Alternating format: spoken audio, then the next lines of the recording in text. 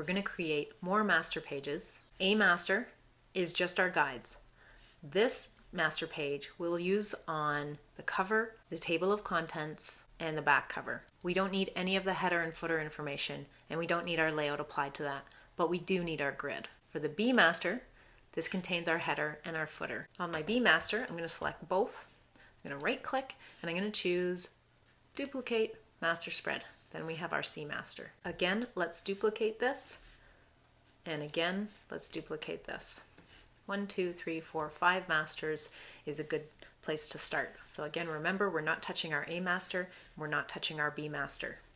We're going to start with our C master and then continue on with our D and E masters. Under Pages, I want you to double click on your C master and we're going to start laying out our document. Based on the thumbnails that you've drawn, you're going to lay it out here in the C master. I'm assuming you've chosen your top 3 layouts. So let's start putting in our placeholder text and image information. So placeholder image, I'm going to choose the rectangle tool and I'm going to click and drag. Now remember that the guides are just here as a guide. You can choose how you want to display them. I want to make sure that I have my light gray selected. So I'm going to go to my swatches and I want my light gray. That's going to be used for my images.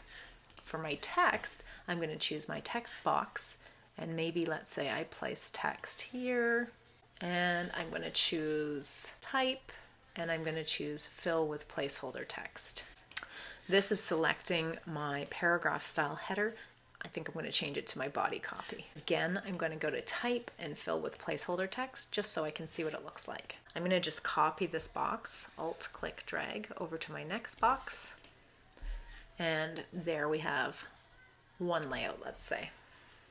Maybe I'll take these two and I'll drag this down to here. When you do that, you have to fill with placeholder text again.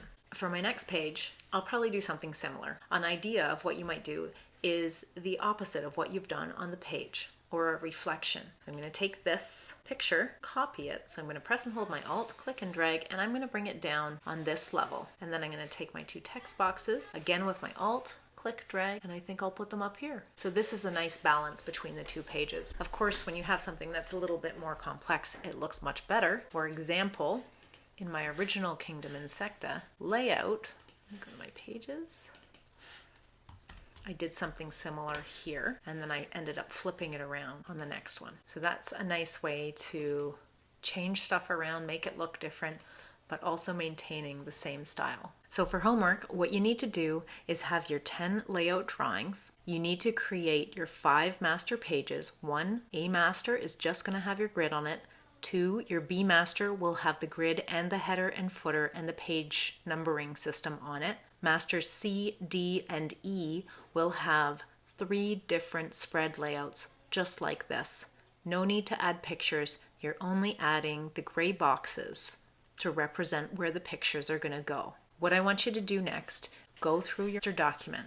First thing we're going to do is double click on the first page. This is your cover. The only thing you need for your cover page is the grid. Page 2 and 3 is your choice.